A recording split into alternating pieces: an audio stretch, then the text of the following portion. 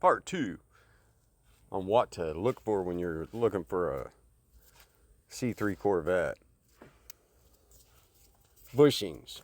If the car has had its trailing arm bushings and its U-joints replaced within the last 3 to 5 years, well, no more than 3 to 5 years, you're way ahead of the game. You're way ahead of the game. Also, if it's a 1974 to 1982, don't worry whether or not it's got a matching numbers motor. It's not going to matter. Unless it's a super rare breed. For instance, this car technically was kind of rare because it was a bright green metallic when it was born. They're only made 1,600 of them. But that alone didn't make it that special.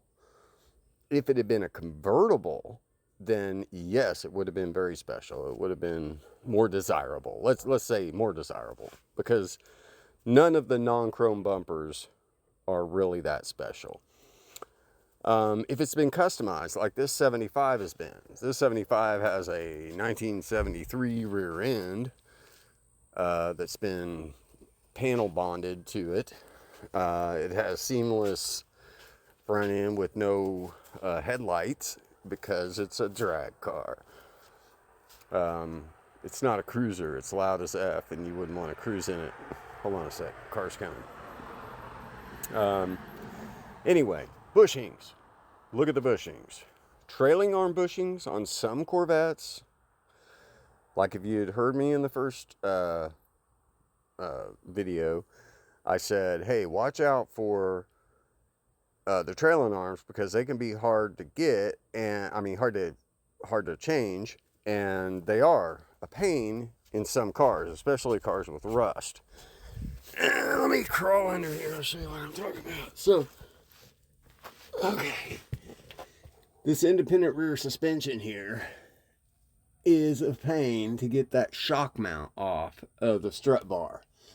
That's an aftermarket strut bar, by the way, right there. And they're a pain in the butt to get off. And some cars are easier than others to get off. This car, I was able to, oh, hey, little kitty. Bye, kitty. Anyway, this car wasn't that hard to do the trailing arm bushings. Also, you need to, when you do them, you got to press them in and do the rubber bushings. Don't do the polyurethane bushings. I don't care what brand it is, just don't do it. They will crumble over time, or a lot quicker than the rubber ones will. Same with control arms. But anyway, it's a big plus if that stuff's already been done. And also, rust-wise, don't bother with a rusty one. They made millions of these. They made millions of these cars. So don't bother with one that's all rusty and crusty, unless it's given to you, or dirt cheap. And even then, question yourself whether you really want it. There's just a lot of good Texas, Louisiana, desert, Nevada Corvettes out there that you can start with that aren't going to cost that much more than an Iowa rust bucket. So if you find yourself with a rust bucket, cut your losses early. Trust me, just cut your losses early, sell that sucker and buy a different one. I mean, it's just not worth it, guys. Also, frame offs. Don't do a frame off on a 74 to 82. Just don't do it. Start with a good, one that has some rubber still left on the body mounts, and just drive it and enjoy it. Don't worry about body off. And like I said, if you don't have a lot of rust to begin with, you don't have a problem. Where do you see rust? Well, right there, right here, and this piece here, this little chrome piece here will pop out and raise up, and the T-tops, if it'll get real crusty right there, They call that the bird cage. And also the kick panels right down there. So if they let you take out the kick panels when you're looking at the car, do it. Just a couple screws, take it out, look at the bolts. What you're probably going to find is all the water goes down there and rusts, and that you can't even get a socket on there because it's just a pile of rust. Also, the seats, the seat belts, underneath the seats, that little bolt to get to the seat belts, to replace the seat belts, is usually rusted over. Even on one that might have a good body, you might have rust on it. So be careful there. And those are things that you can't really look at on a car you're test driving. So, try to do that.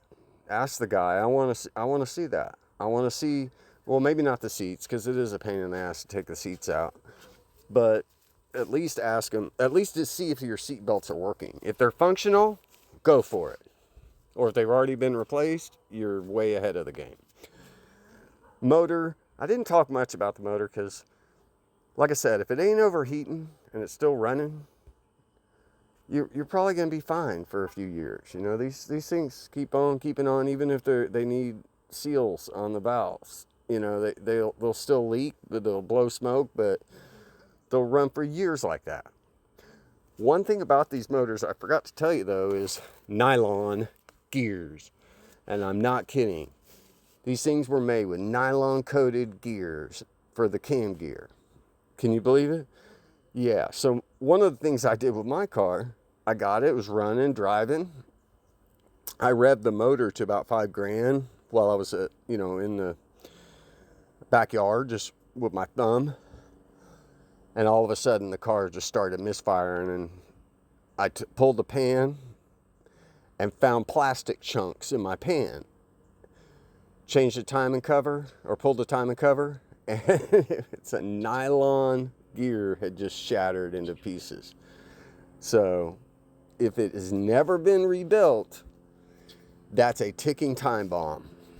That nylon does not last forever. Do not hot rod it. Do not rev it. Do not try to smoke the tires on an OEM motor. Don't do it. If it's the original build, don't try to spin the tires. Just baby it. There you go. Now, on my third episode, I am going to talk a little bit about the higher end C3s, the 68 to 72, or 70, yeah, around 72, 73. Because those, those could be worth more money, but you ain't going to make money on these things unless you just flip it real quick, barely put any money into it. They're not to make money. They're not really even an investment. They're a hobby. Enjoy it. Later.